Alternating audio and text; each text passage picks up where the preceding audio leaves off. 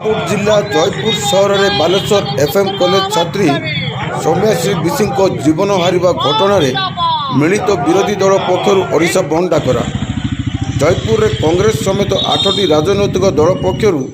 12 घंटिया बंद पालन होइछि। जयपुर मुख्य ट्राफिक छक, गांधी छक,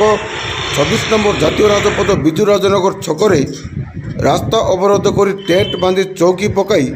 सकाल 6 घंटा ठारू संध्या 6 घंटा पर्यंत समस्त दोषी विरोध में कार्यानुष्ठान दाबी बंद पालन कोरापुट जयपुर पूर्णचंद्र पाड़ी रिपोर्ट न्यूज ओडिशा टीवी।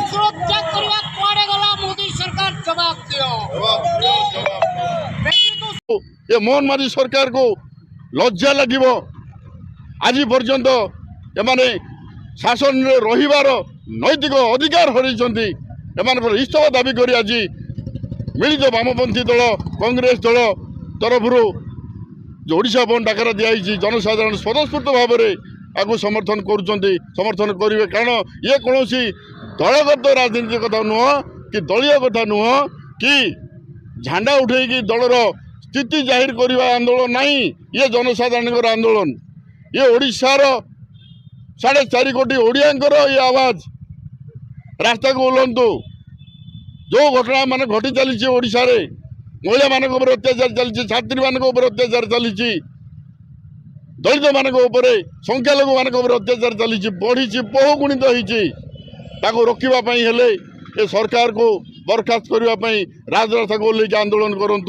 एवं आम आशा करूँ जो न्यायिक तदंत आम दाबी करुचु।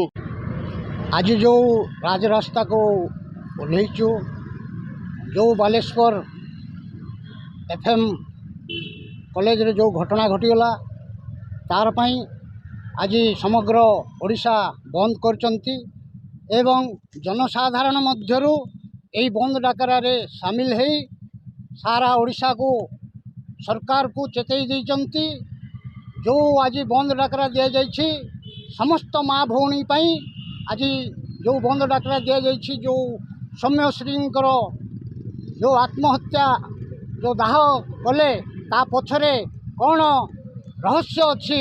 से पेट्रोल कौ भली भाव में आसला से जगह को पेट्रोल केमिति ढालिले, से निजे एते पेट्रोल आसला कौटू, यही जिनिस जाक विचार विभाग तदंत करवा दाबी रे आज आमे सारा ओडिशा बंद डाकरा सामिल होइचु एवं यही जो न्यायिक दाबी विभिन्न प्रकार तार जो समस्या तार जो दाबी अच्छी